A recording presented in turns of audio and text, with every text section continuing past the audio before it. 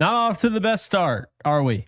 But welcome back in. I told you I was going to try and go live every single day. JE Live is back. I wish it was under different circumstances. I was going live regardless, but Sean McVay just confirmed that Kobie Turner is going to be week to week with a back issue, and Jared Verse was helped off the field and left practice after banging knees against Braden Fisk. So not good, right? Not what you want to hear. That's not what you want, but obviously I have had to give some bad news many times on this channel, and this will not be the last time I deal out bad news, but I appreciate you guys being here.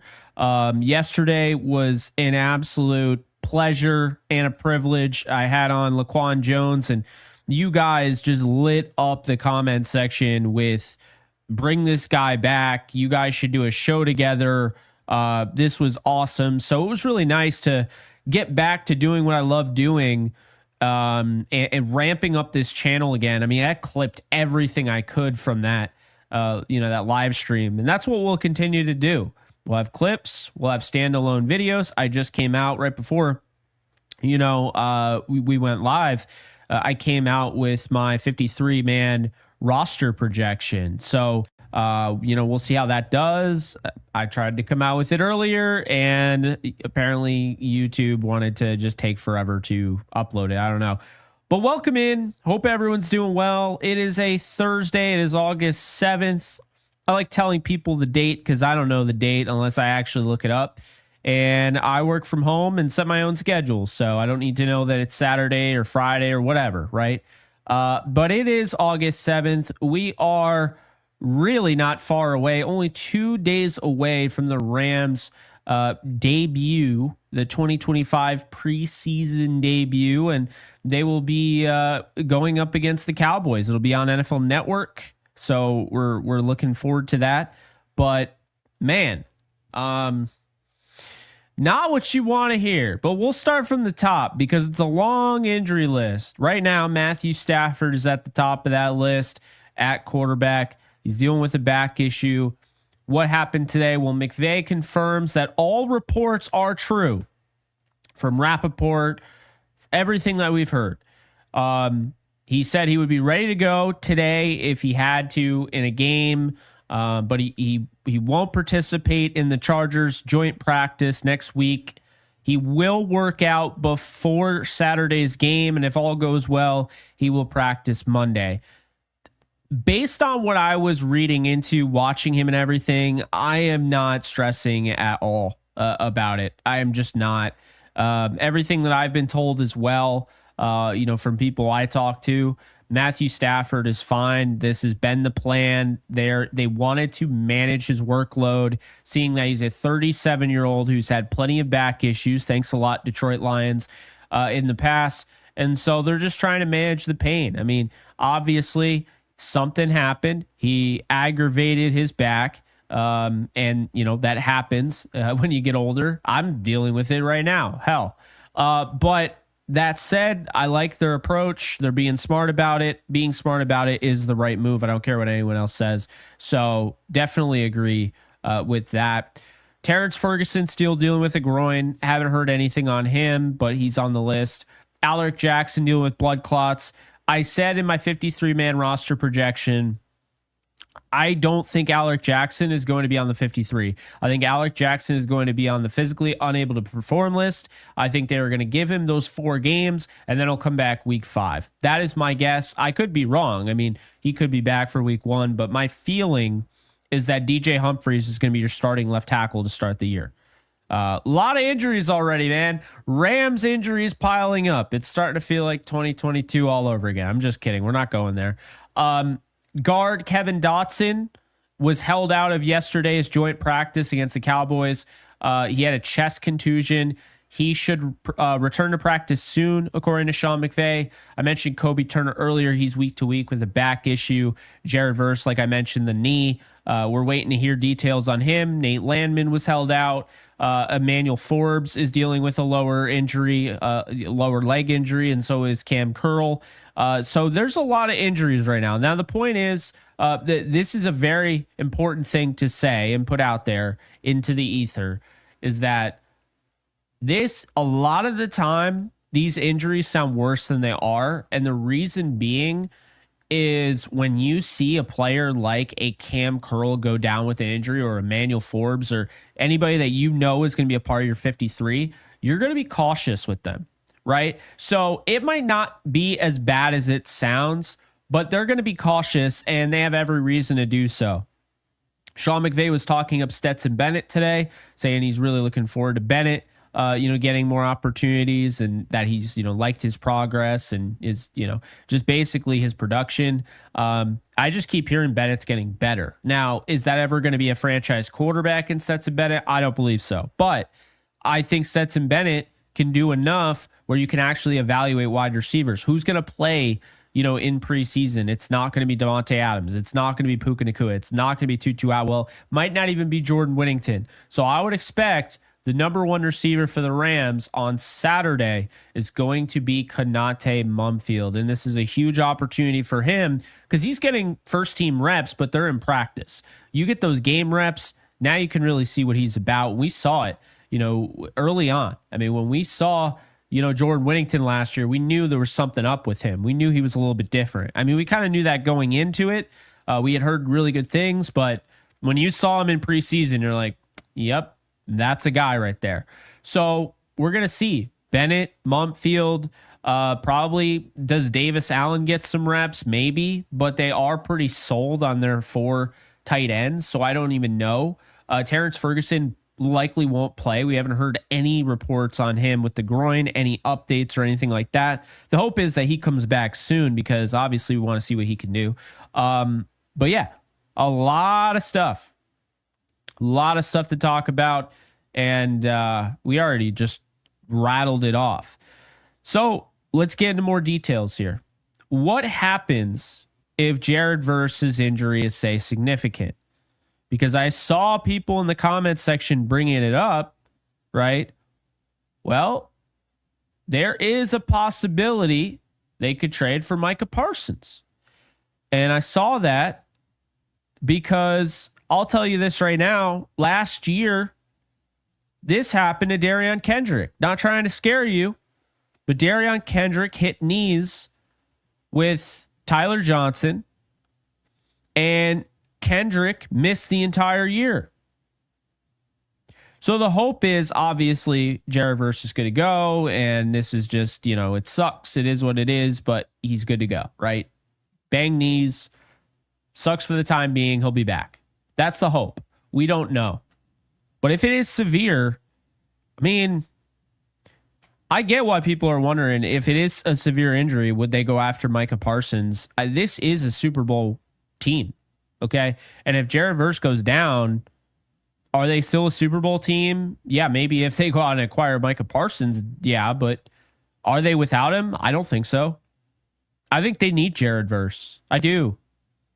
His ability, I mean, that is what is ultimately making the Rams better than what they've been in the past.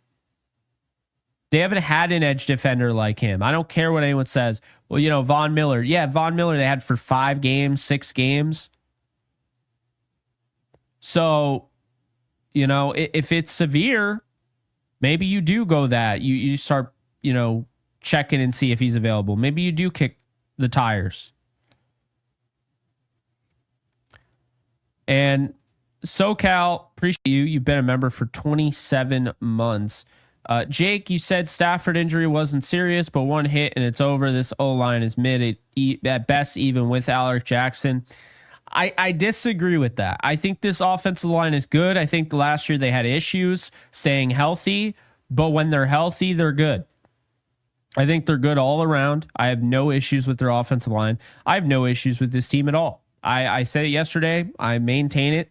I think this team is very well constructed, and I think they have plenty of depth. And Obviously, if a guy like Jared Verse goes down, it's a little bit different. But yeah, I think they have plenty of depth to overcome a lot of those different things that might come up. But Stafford's injury, I don't believe is serious at all. Nothing that has come out would lead me to believe it's serious. Nothing. Literally nothing. Yeah, one hit and it's over. I get what you're saying, but at the same time, that's with anybody, right? I mean, Rodney Harrison hit Trent Green once. Trent Green wasn't dealing with an injury. He just hit him once. And how he hit him, tore his ACL. And guess what happened? Kurt Warner came in and we all know the rest of the story. So, yeah, I mean, that idea that like one wrong hit, I mean, that's with anybody. That's with anybody. Aaron Rodgers wasn't going into the opening year with the Jets with an Achilles that was bothering him. It just takes one play, one hit. You're in the wrong place at the wrong time. It's really unfortunate, but that's how it is. And that's football. And that's why it's so frustrating, because you have to almost be lucky to survive camp and preseason without injuries. So, but no, I appreciate you engaging there. Let's see. This is interesting. Okay, let's talk about this. A lot of people want Arch Manning. Arch Manning's, Archie Manning comes out and is just like, yeah, he's not going to the NFL. He's going to stay at Texas. I will say this. They're free to do whatever they want. I'm also free to say whatever I want within reason. I don't like the way the Mannings are kind of like protecting Arch Manning. I don't like it at all. It has nothing to do about the Rams. I don't like that kind of overprotection. This comes from somebody I was never like overprotected by my family. And I feel like the reason, why I ended up the way I did, and, I feel like I'm a successful person. And I just feel like the idea that like my parents just let me do whatever I wanted, it made me less likely to rebel and all of those things that you often see nowadays. And I just feel like having them be there to bounce ideas off of or be a shoulder to cry on, if God forbid, that was great. But I never wanted my family to tell me how it was going to be. And I just feel, and obviously I don't know them personally, but it just feels like Arch Manning is being told the plan.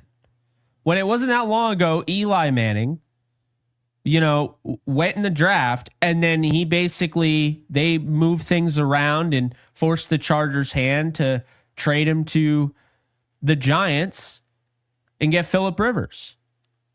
So I don't love it. And I keep seeing, Arch is going to stay another year. I still don't know if I buy it. I need to see it to believe it. And the reason I say that is, look, Arch could absolutely stay. I'm not saying he can't.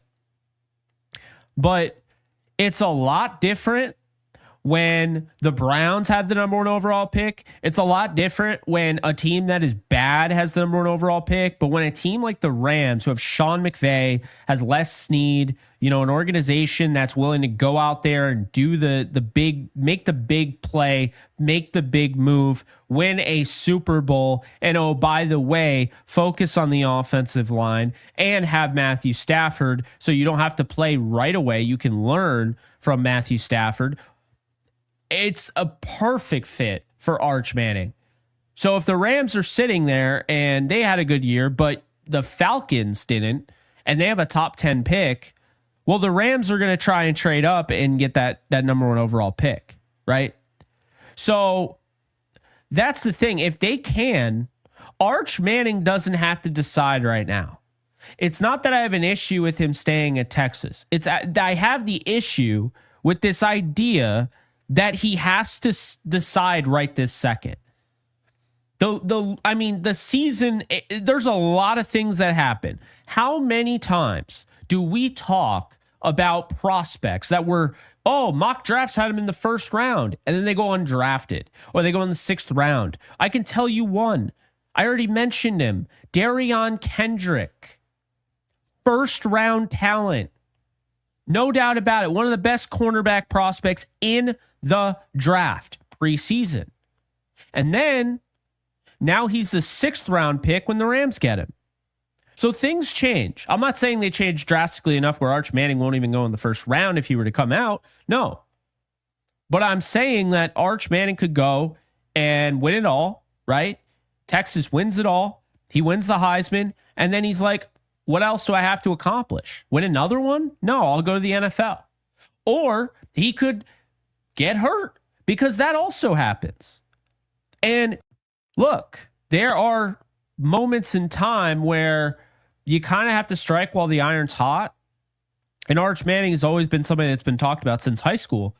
But you look at a guy like Jake Locker, and I'm not saying Jake Locker was this franchise face, generational talent, but I remember Jake Locker staying in school and then suffering an injury, and it absolutely crushed his value. And then he never really got going.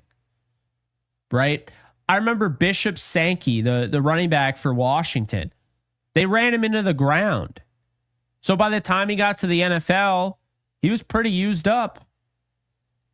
So that's the thing, is that I just don't like the idea of he already decided it's over and done with. No, he didn't already decide, because we're going to have to see how the year plays out. Things change.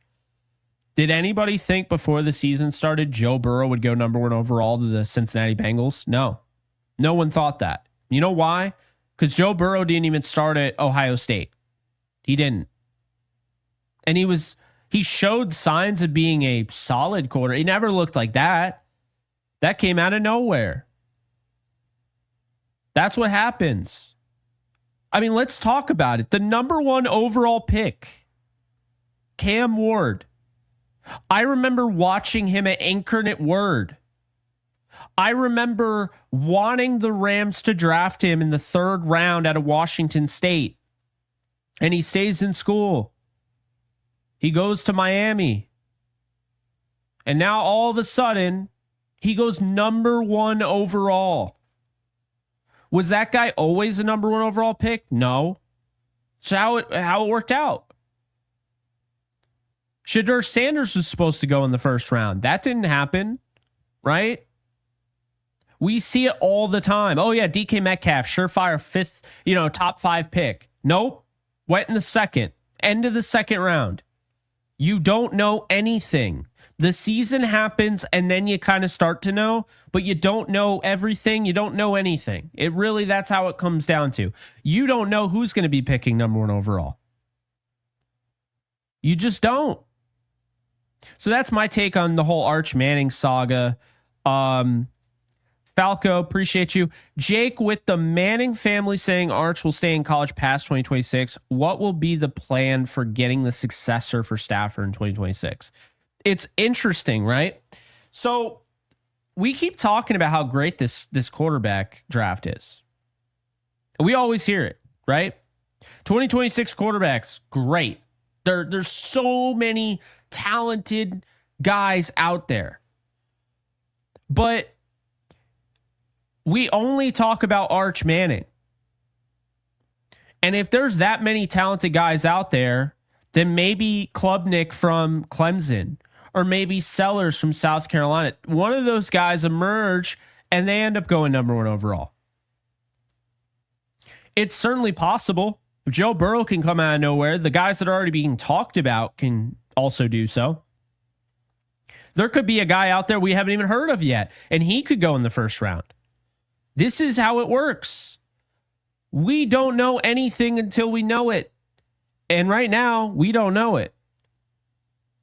So that's the thing. SoCal, appreciate the 2. Jake, change of pace, New Jersey. When's the drop? Oh, like the uniform? Hell if I know. I have no idea.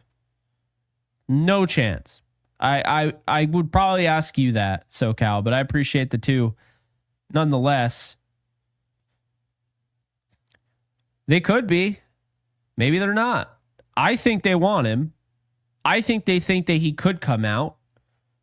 And if he doesn't come out, they could also just trade their 2026 first round pick use the other one, but trade the other one. Guess what? Now you have 2 in 2027.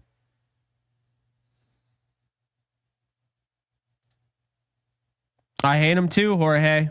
I hate him too. August 28th. Okay, now we know. ID89 had it first, so I wanted to at least give ID89 some credit. Yeah, there are people that want Klubnik for sure. I personally, I'm not the highest on him, to be fair, but yeah. I don't know. Still waiting on word, by the way, on Jared Verse. I know people are going to ask. There's nothing yet, but we'll find out, I'm sure, sooner or later. And what does that mean? If Jared Verse can't go, if he can't suit up tomorrow for practice, what does that mean? Well, he wasn't going to play in preseason anyway, right? So that's fine. It also means Josiah Stewart can get first team reps. So while I'm not happy about Jared Verse going down, Josiah Stewart getting first team reps does matter. That is a thing, right? So we'll see how they approach it, but that will certainly be interesting for sure.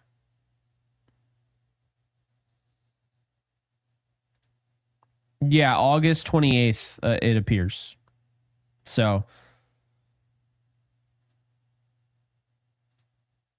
what's up, Alan? How you doing? Fellow mod of the channel. There's so many wrenches, man. I see wrenches everywhere. Wrenches for days. Yeah, it's obviously not off to the best start with the injuries. But I don't feel like they've had anything, knock on wood, that's like mega severe, which is good.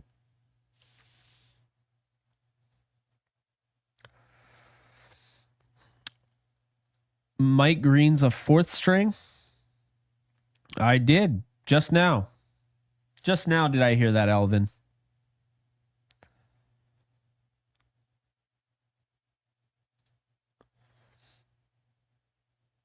Yeah, I mean, hey, I was going to do it during July and I got busy and we never ended up having those quarterback videos. And now I don't feel like they would do that well if we did have them. I don't know. If you think they would, I still have to do my Kanate Mumfield video. And I think that's the only one I had left. Ty Hamilton, Kanate Mumfield. But I might just do the Kanate Mumfield one because there's something about him that I'm just like, I'm not saying he's Puka. I'm not saying, like what I did with Jordan Whittington. I still stand by it. I think Jordan Whittington was the Puka Nacua of last year's draft. He just didn't get the opportunity to be that. But I don't know, man. Mumfield, the route runner, what we heard from Laquan. He's wearing my favorite number 2, number 15. Oh, man. He's got that Kanate Mumfield. Like, he sounds like he's going to be something. He sounds like a star, potentially.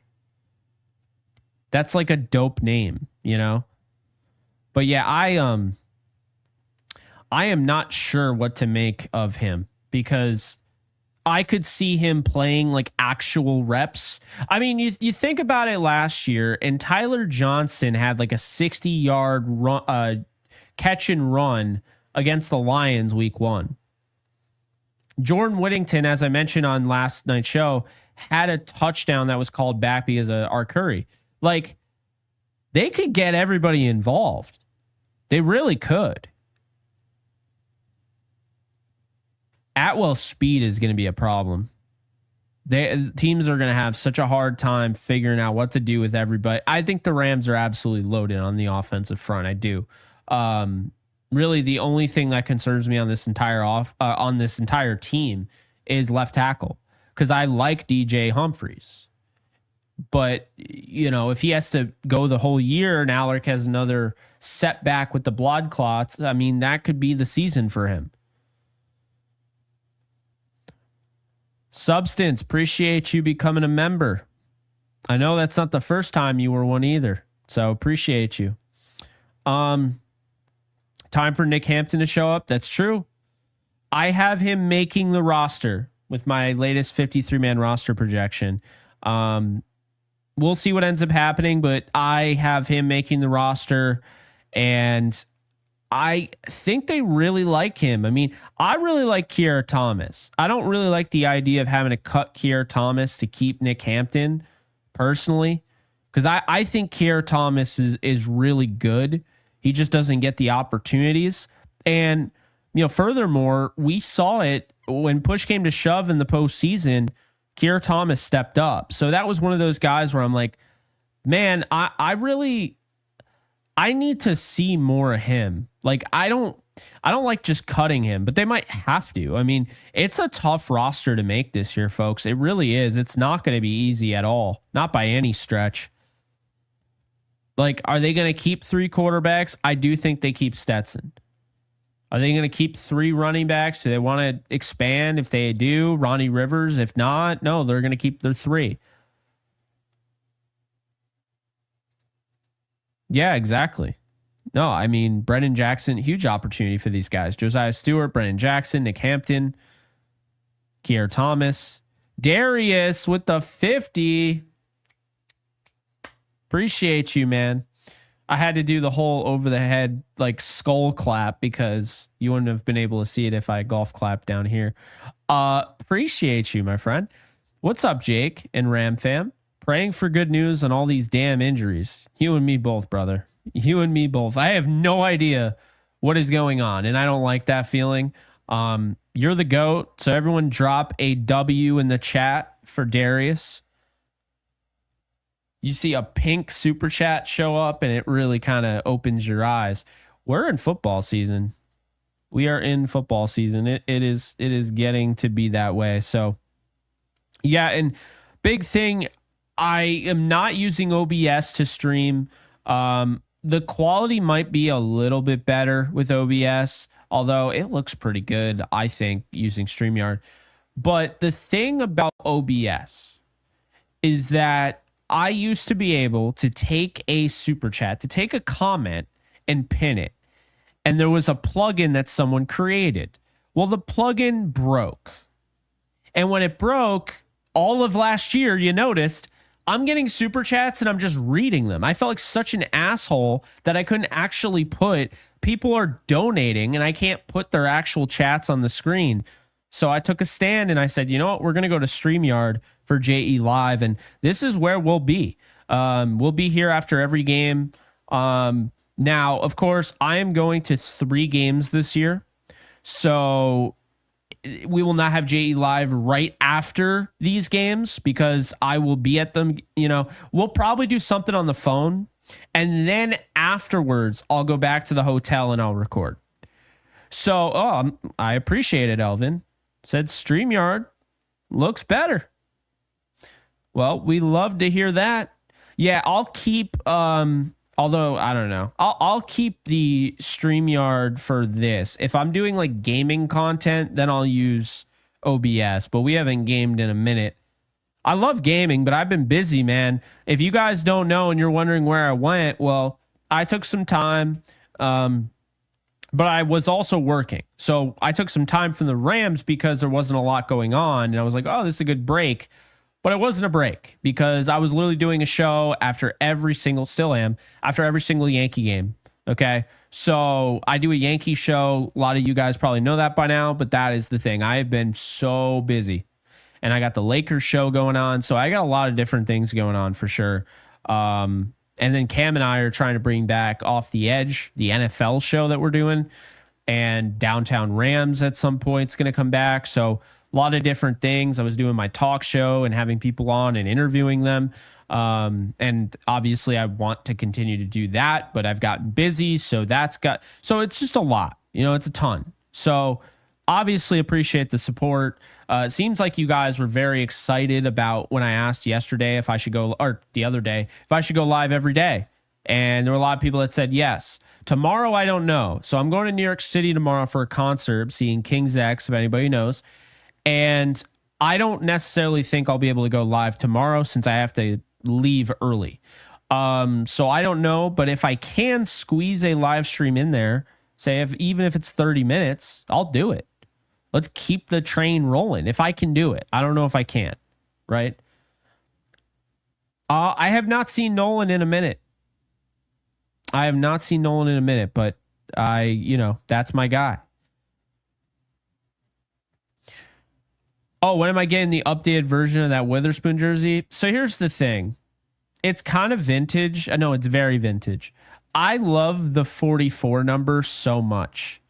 So I also like the aesthetic of 44 and 99. So that's I decided to go with that. Do I maybe change it down the road? Sure. 4 is such a dope number, and I love his uniform and everything, but I do like the 44 a lot. I'm a big fan of it. I got some jerseys. I don't wear jerseys as much anymore, but I got Kyron Williams, both of them.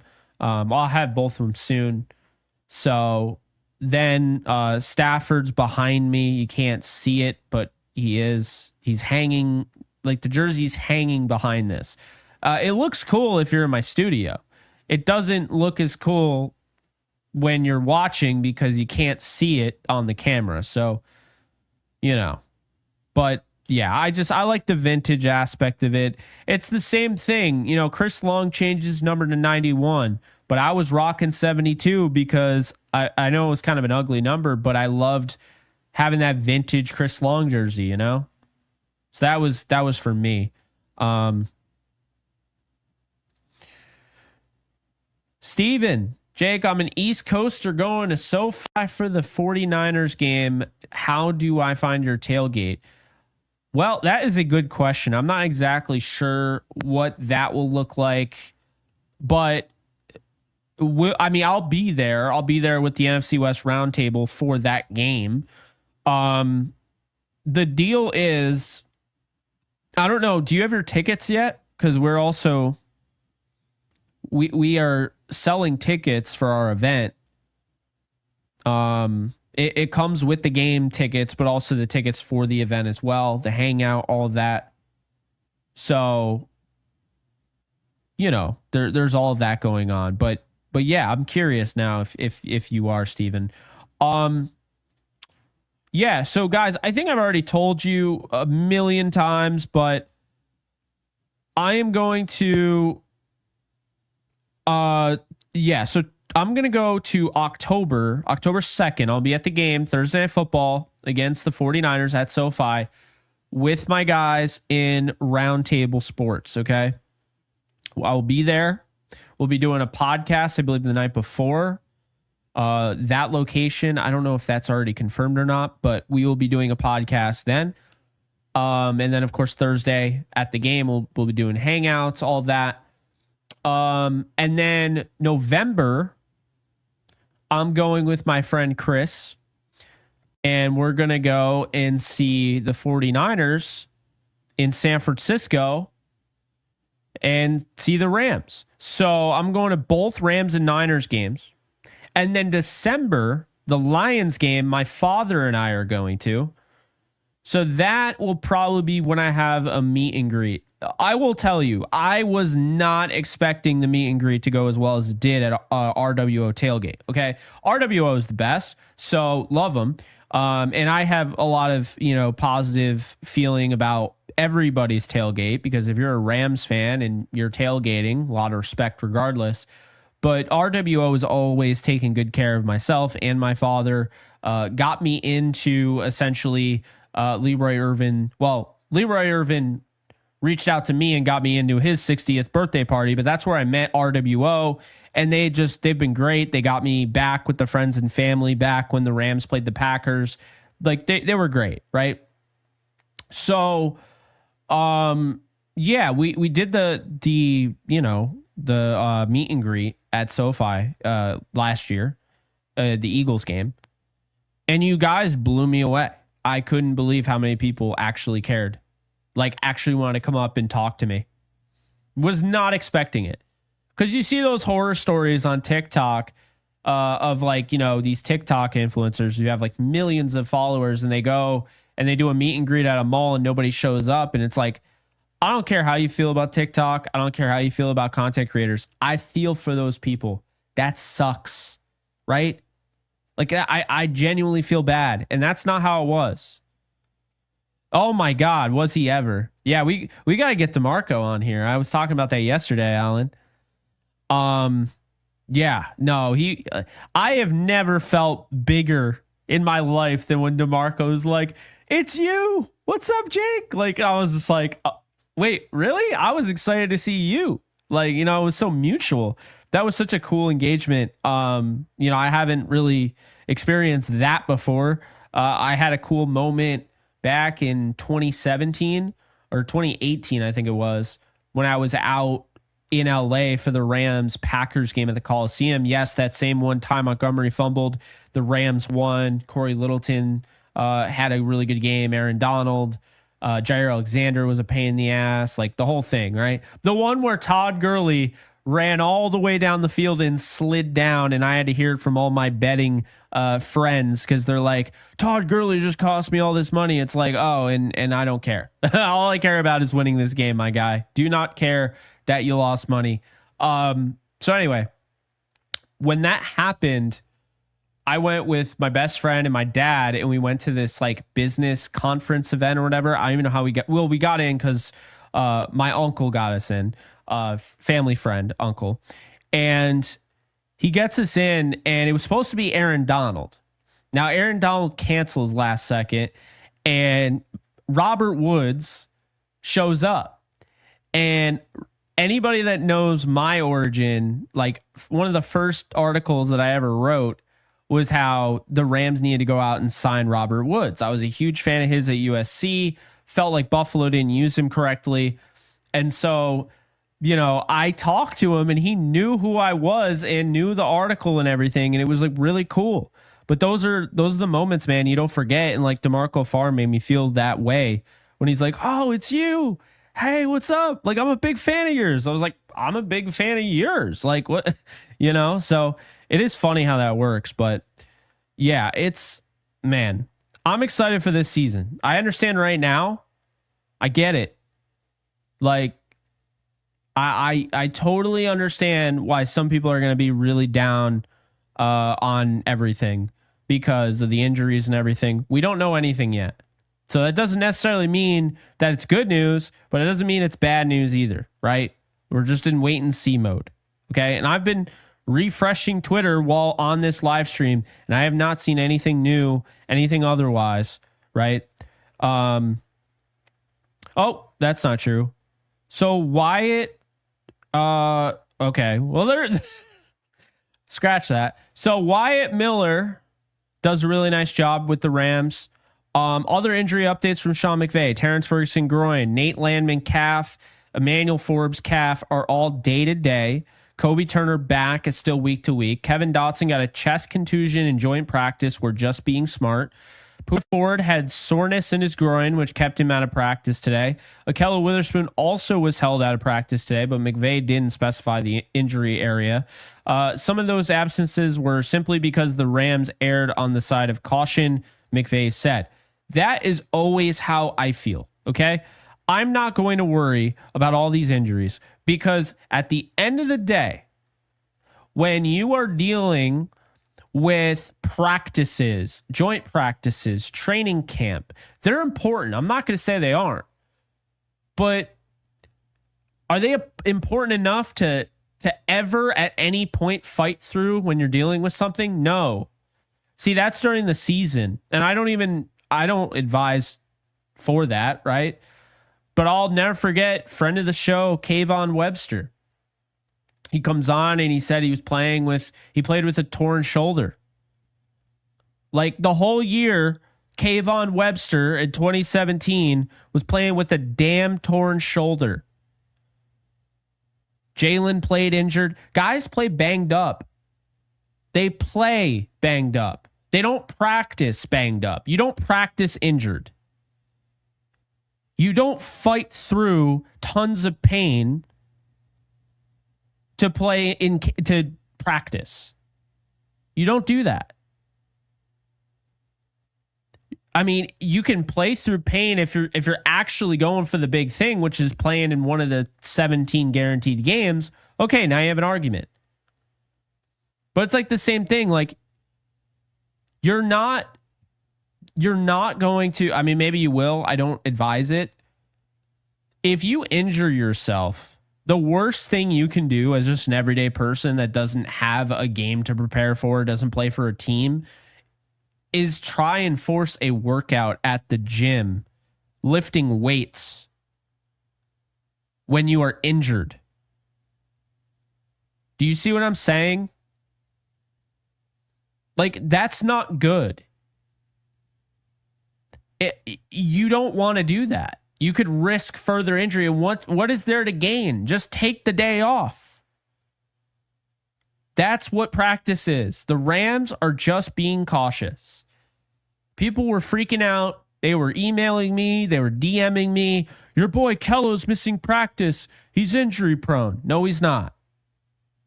Nope. It's actually very clear to see what's happening.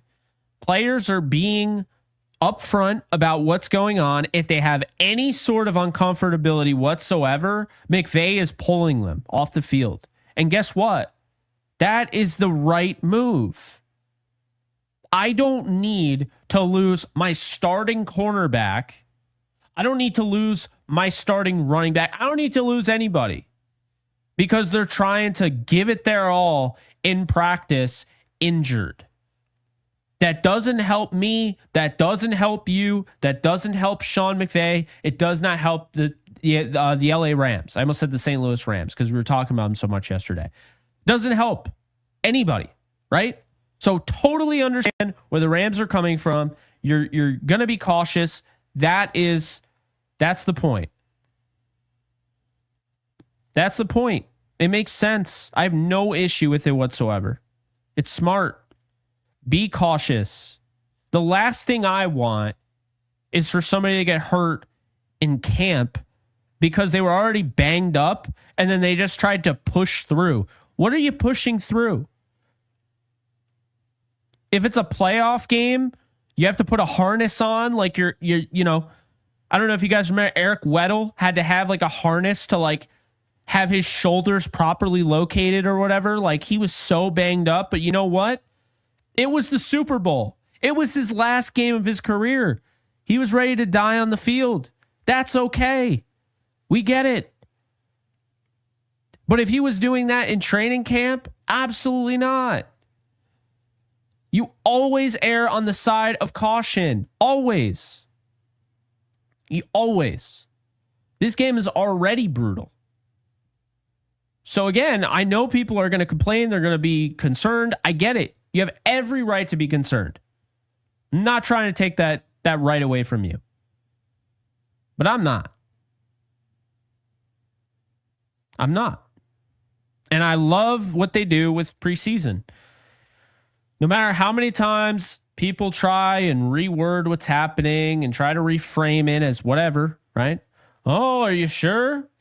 Well, last year they didn't do preseason and they went 1-4. Okay, there have been years where they did have preseason. They didn't have anybody in preseason, none of their starters, and they started off 8-0. It's so easy to just be like, well, this happened, and then also be like, well, this happened. I think the Rams do things the right way. Instead of sitting there and doing what everyone else is doing, don't just reinvent the wheel to reinvent it. If the wheel does need to be reinvented, then you do it. If you feel like you have found something that can give you a 1% advantage on everybody else in the league, do it. The Rams do this all the time, right? Everybody sends their scouts. They send their brass to pro days, to any of the draft events, whether that is the Senior Bowl or the East-West Shrine Bowl or the Combine. You know what the Rams do? None of that. None. Their scouts might go out to pro days, but they have realized the better way, the most optimal results come from, the better way to do it is to just have your draft guys back watching tape, not wasting time, and do it that way. They've found that is the best way to do things. They've also found the best way to handle the preseason is by not having key contributors for your 53-man roster that you already know will be key contributors, having them contribute in preseason. And I said this back when I used to cover the Jets, only 1 year, but I said this to Jets fans. They're all like, well, Zach Wilson needs plenty of reps. I don't care. I do not care. I would rather have Zach Wilson go into the season rusty as hell and healthy than have him go into the season on the IR. Of course, that was the year he injured his knee. And he really was never able to recover. And who knows, that might have actually put a damper on his career. We have no idea. But the point being is I like what the Rams do. They find a better way to do things, they're going to do it. Make no mistake about it. So that's how I see it. But yeah, understand how people feel. I get it. I'm not worried about these injuries, but there's something to monitor. But I think a lot of these are, just erring on the side of caution. Now, when I say the injuries, I'm talking about everybody except for Jared Verse. I don't like that we haven't gotten any word on Jared Verse. I think we would know if he tore his ACL. There'd be stuff out there we would know. But I don't like this. Yeah, we don't really know what's going on type of stuff. Yeah, I don't like it. So everybody aside from Jared Verse, not really worried about. Jared Verse, I am a little concerned about. We'll have to wait and see what ends up happening. Yeah, that to me is just ludicrous. It's ludicrous. Absolutely ludicrous. Oh, well, it's just 7 snaps, or oh yeah, it's just a series. Yeah, you know who said that, right? The Rams, when they trotted out Sam Bradford and their Pro Bowl highest paid left tackle in football gave up a sack to a third string outside linebacker that ended Bradford's entire season in a mere second. It's just a series. Yeah. That's exactly what the Rams said when Trent Green came in. And you had Rodney Harrison dive into his knee. I mean, come on, man. You think it's just a series? You really think that guys like Kobie Joseph, you don't think there are more of those guys out there? Just because they're not well known doesn't mean they don't exist. Come on. That's why I've always said that. Like the idea, like, yeah, we're just going to play him a series. Okay. Well, you know that it just takes one play for everything to go to shit, right? It's just, I don't know, man. I don't get it. A lot of injuries, especially in the NFC West. Allen is also saying here, Michael Williams got hurt. They're hoping. This is never good, by the way, when you're hoping it's just a hyperextended knee. That's not good. So wishing Michael all the best. Really liked his tape. I think he's going to be a really good player in this league. I hope he's not significantly hurt. That would not be good. Jack says Jake is cooking. Appreciate you. Chach also concurs on that one. I always say this, man. I always say it. And you know who brought this up? Steve Young brought this up. Steve Young brought this up on the broadcast. You guys will remember 2018 Rams Raiders, right? And what did he say? He said, well, the Rams, I actually agree with it because I'd rather go 0-4 and know that my guys are healthy and I'll deal with rust than not have those guys. Well, sure enough, the Rams ended up going 8-0 in that season before losing to the Saints, who they then beat to go to the Super Bowl. They've been doing this. McVay has had, I mean, he's been in the league a while. He knows football well. If he's not signing off on it, then I honestly gotta agree with him there. Rashawn Slater looks serious. There you go. There you go. Left tackle for the Chargers, who they just gave a fat contract to, might be done for the season. We don't know. But that the fact that this is even being talked about, this is exactly why you err on the side of caution. This is why you don't play your guys in preseason. Not saying he got hurt in preseason, but this is exactly my concern. This is everybody's concern. 100% accurate. So yeah, guys, this has been fun. Appreciate you guys showing up, showing out. And yeah, if you don't hear from me tomorrow, the next live stream will be maybe pregame, but if not, definitely postgame for the preseason game. And I'll be live for a while because I could go on and on and on and on and on. As you guys know, I mean, when we first started, it used to be like 3 to 5 hour streams. And then I was like, all right, now probably doesn't make any sense to go that long, but I'm also a lot better at this than I was when I first started streaming. So there's that too. That was also 5 years ago. So yeah, no, that's not even true. I started streaming in 2016 on Facebook Live. They were Downtown Rams Live. Yep. That was a thing. A lot of people don't even know that. And guess what? Could never show you a live stream ever again. You know why? Because Facebook deleted every single live stream. Unreal. I went and was like going to add them or whatever. I was going to put them on like my giant hard drive and just save them just to ever, just in case I ever wanted to look at them again. Nope. My origin story has been erased from existence. Press F in the chat if you feel for me or that bums you out. Just kidding, of course. I mean, I guess you can, but Raiders are playing starters that crazy. If they do, I'm going to see some Genty. Yeah. Can you imagine? They go out there and Ashton Genty gets hurt or Geno gets hurt. I mean, dude, it's just not worth the risk. I'm sorry. I don't care what anyone says. It's just not worth the risk. So anyway, we're almost at 31,000 subscribers. We're 11 away. Really appreciate you guys. We are, like I said, ramping this shit up and it's about damn time, right? So really excited for the future here at this channel. Like I said, ramping up, going to be a lot of content. We're going to be doing a lot more live streams, a lot more interaction. I don't really like videos. I'm just going to be honest with you. When I record a video, I'm not having as much fun as when I talk to you guys live, which should make sense, right? There are people that are video creators. There are people that just do streaming. And then there are people that are hybrids and do both. But the people that do both likely do both because they know they need to do both. See, in my realm of working, I know I need to do both because not everybody wants to sit and listen to a live stream.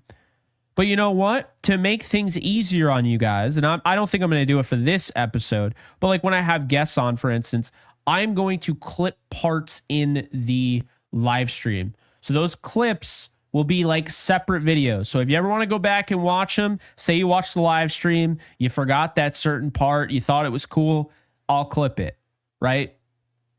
And furthermore, if you didn't see the live stream, I just bashed my hand so hard against my desk just now. I don't know if you heard that. Good Lord, that hurt. Anyway, if you missed the live stream and you don't want to sit there and watch an hour-long live stream, well, now I'm going to make clips. So that's the thing. I want to make this a more easily accessible show for people that like the long form content. It will always be there. That is in my DNA. But for the people that like the short form, that will always be there. As far as the shorts, I don't know. I might post a short every now and then, but guys, I'll be honest, I don't know how much of a vertical content creator I really am. I've done it and I've had success doing it at points, but I still don't really understand the point of it. I just would rather watch a video. I don't know. Well, that's not true because I do watch meal prep videos because my whole, health regimen that I've gone through, which I'm sure some of you know, I'm not going to bore you with, but I do watch like YouTube shorts for like recipes and stuff, like healthy recipes, but that's about it. So I do have TikTok. I'm working on something on there. So right now it's kind of under construction. I'll probably bring that back soon. And we'll probably just post like clips over there. But YouTube is always going to be the mainstay. So if you're always wondering, you know, what is he up to? Like, YouTube is where you'll find most of my stuff, like all the time. This is my focus. And if by any stretch you just happen to be a Yankee fan, well, I do a Yankee show with Gary Sheffield Jr., and we just happen to be probably, if not the fastest growing channel right now, we're one of the fastest growing channels right now. It's crazy how many people are pulling up. So, I mean, we're talking like every night, 600 to 1,000 people live at 1 a.m. So, yeah, if you happen to like the Yankees and you're a Rams fan here, well, would love to have you. It's on my channel page. You can check it out, or just / Yankees Unloaded. And guys, before I head on out, just want to remind you that I did drop the 53-man roster projection. So if you want more Jake Ellenbogen in your life, that video is already out. Isn't that great? So if you didn't want me to go, well, I still can give you 20 plus minutes of content in that video. So I'll drop the link in the chat if you want to just head on over there now. Yeah, went through the whole roster, made a projection. We'll see how it does. But that's going to do it. So I appreciate you guys hanging out, hanging in there. And if I'm not live tomorrow, we got game day on Saturday. It might not be the starters, which is a good thing, but we'll have some fun watching Stetson Bennett slinging around the yard now, won't we? So anyway, appreciate you guys. I'll see you soon. Later, folks.